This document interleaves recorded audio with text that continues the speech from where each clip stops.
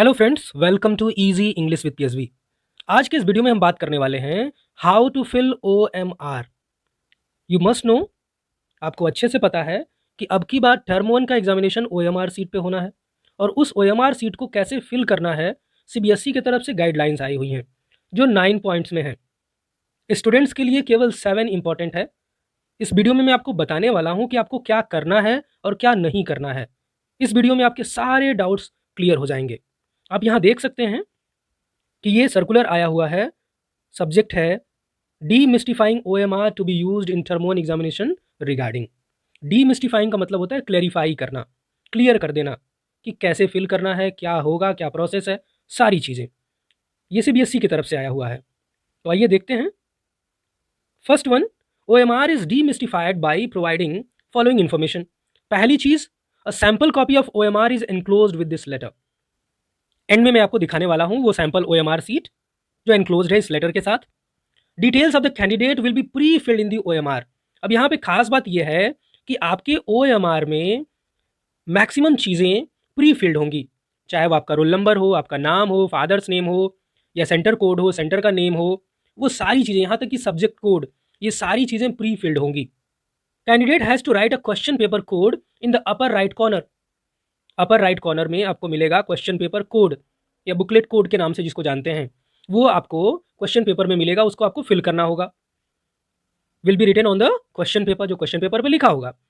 Candidate has to write in his her own hand in the space provided. ये जो line यहाँ आपको दिख रही है, I confirm that all particulars given above are correct, ये आपको खुद की हैंड राइटिंग में एंड में जहाँ ओएमआर सीट होगी उसके नीचे स्पेस बना होगा, मैं आपको अभी दिखाऊंगा, वहाँ पे ये अपनी हैंड राइटिंग में रनिंग हैंड में आपको लिखना होता है और साथ में सिग्नेचर भी करना होता है।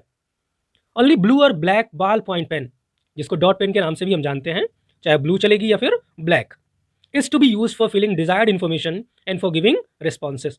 चाहे वो सर्कल्स को डार्क करना हो या फिर कोई भी इंफॉर्मेशन फीड करनी हो, वो आप किस में करेंगे, ब्लू या फिर ब्लैक बॉल पॉइंट पेन में। Use of pencil is strictly prohibited. आप पेंसिल का यूज नहीं करेंगे, ये प्रोहिबिटेड रहेगा। If it is found that the candidate has use the pencil for filling OMR, this will be considered as use of unfair means. तो अनुचित साधन प्रयोग के रूप में आपके खिलाफ कार्रवाई की जा सकती है। Action will be taken against the candidate as per unfair means rules. तो आपके खिलाफ कार्रवाई हो सकती है, तो आप पेंसिल का यूज बिल्कुल भी नहीं करेंगे।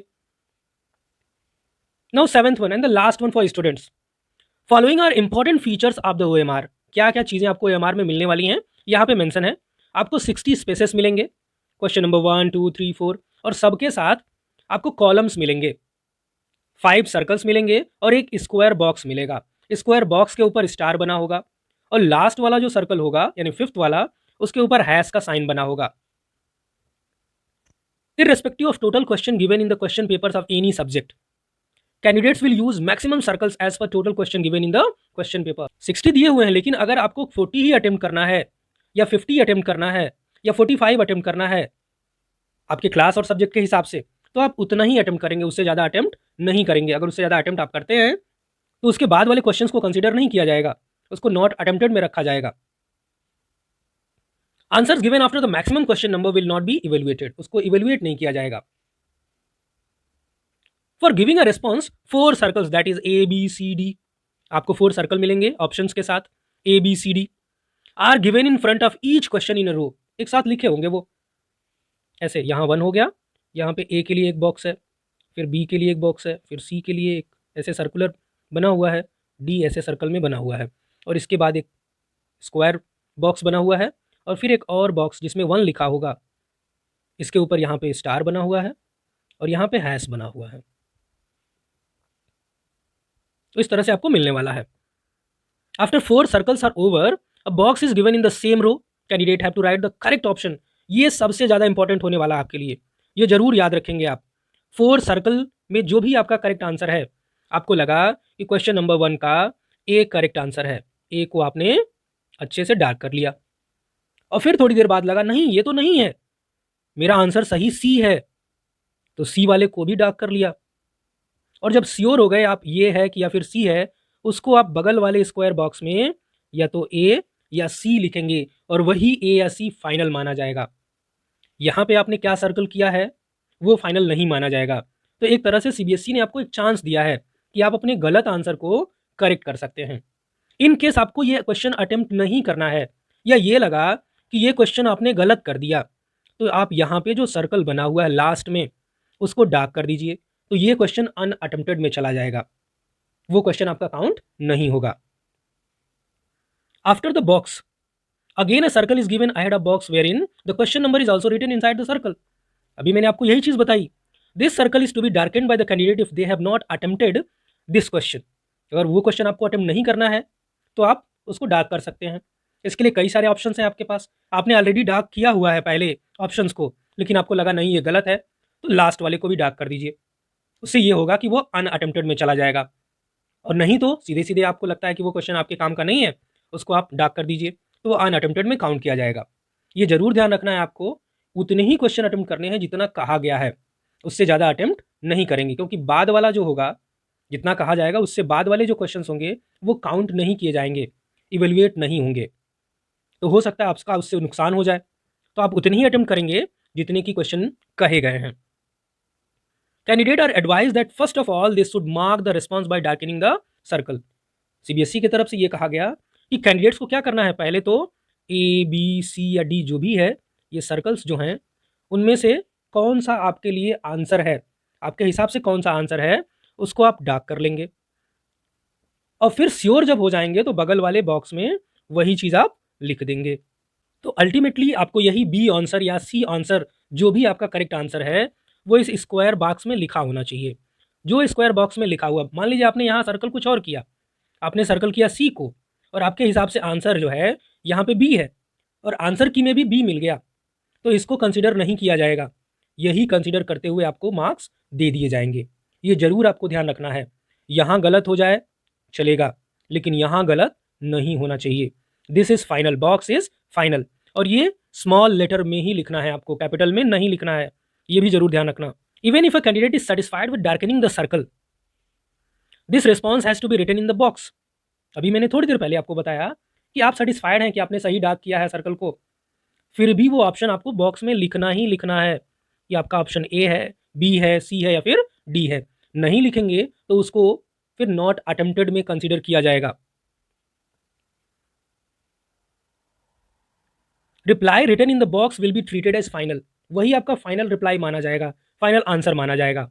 If the box is empty and the response is marked in the circle, अगर बॉक्स खाली है, बॉक्स में आपने कुछ नहीं लिखा लेकिन आपने मार्क किया हुआ है, it will be considered that the question has not been attempted by the candidate. अगर आपने डार्क किया हुआ है, जो सर्कल्स बने हुए हैं ए बी सी या फिर डी, और आपने बॉक्स में, स्क्वायर बॉक्स में कुछ लिखा नहीं है ए बी सी डी, तो आपको वो क्वेश्चन के लिए मार्क्स नहीं मिलेंगे, ये माना जाएगा आपने उसको अटेम्प्ट नहीं किया। If all the three, that is 4 circles, box and last circle are left blank, पहले तो ये 4 सर्कल हो गए ए बी सी डी, उसके बाद एक स्क्वायर बॉक्स है, और उसके बाद एक और सर्कल है, तो ये 1 हो गया, 2 हो गया और ये 3 हो गया। All the 3 are left blank, इनको सबको क्या छोड़ दिया गया, ब्लैंक छोड़ दिया गया। अब यहां ये जरूर आप ध्यान रखेंगे कि अगर सारे सर्कल, सारे boxes, box and last circle are left blank, छोड़ दिया आपने खाली, it will be considered that the question has not been attempted. तो क्या माना जाएगा कि आपने क्वेश्चन को अटेम्प्ट नहीं किया है। मतलब आप लास्ट वाला भी अगर सर्कल नहीं करते हैं तो भी यही माना जाएगा कि आपने क्वेश्चन को अटेम्प्ट नहीं किया, मतलब वो अनअटेम्प्टेड में गिना जाएगा। तो ये सारी चीजें आपको दिमाग में रखनी है। अगर मैं निचोड़ की बात करूं तो सबसे पहला काम आपको, फोकस आपका कहाँ रखना है, उस बॉक्स में। बॉक्स में जो आंसर्स आप लिखेंगे ए बी सी या फिर डी, वही फाइनल माना जाएगा। ये जरूरी नहीं है कि उसको आपको डार्क सर्कल देखा जाए।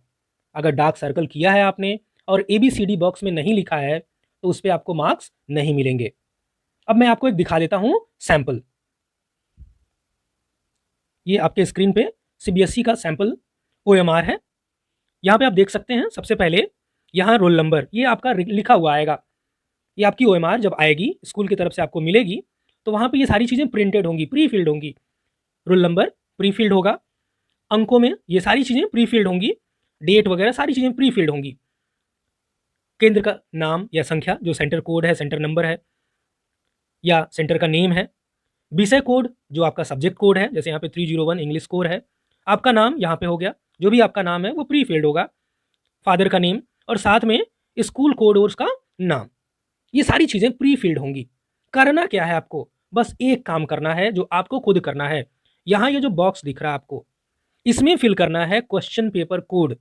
क्वेश्चन पेपर कोड जैसे यहाँ पे OMR नंबर लिखा हुआ है, वैसे ही क्वेश्चन पेपर पे क्वेश्चन पेपर कोड होता है, उसी क्वेश्चन पेपर कोड को यहाँ पे आपको फिल करना है। बाकी चीज़ें आप OMR देख लीजिए। यहाँ पे आपको सिंपल सा, जैसे मैंने बताया कि ABCD और यहाँ पे एक बॉक्स हो गया और ये लास्ट में सर्कल जिसमें 1 2 3 ऐसे लिखा हुआ है। आपका अगर पहले का आंसर है सी, तो आपने सी क्या किया, सर्कल कर लिया, उसको डार्क कर लिया और उसी सी को यहाँ बॉक्स में लिख देंगे। इन केस आपको ये क्वेश्चन अटेम्प्ट नहीं करना है, मान लीजिए 4 आपको अटेम्प्ट नहीं करना है, तो 4 के सर्कल को यहाँ डार्क कर देंगे। बस इतना सा करना है आपको। हाँ, ये जो बॉक्स है, ये स्क्वायर बॉक्स मोस्ट इंपॉर्टेंट है। आप अटेम्प्ट कर रहे हैं तो यहाँ पे जरूर लिखेंगे कि आपका फाइनल आंसर क्या है। वो नहीं लिखेंगे तो वो इवेल्युएट नहीं किया जाएगा, वो अनअटेम्प्टेड में चला जाएगा। और चीज़ आपको एक और लिखनी है, 2 चीज़ें आपको लिखनी है यहाँ पे इस OMR में। ये I confirm that all particulars given above are correct, अपनी खुद की हैंड राइटिंग में ऐसे इसको लिखना है और साथ में यहाँ पे आपको सिग्नेचर करना है। तो ये आपको करना है आपके OMR में। बाकी चीज़ें आपके इवेल्युएटर, इन्विजिलेटर, कोऑर्डिनेटर, उनका काम है। I hope you understood. अगर आपको समझ में आ गया हो तो इस वीडियो को लाइक कर देना और अपने फ्रेंड्स के साथ शेयर कर देना।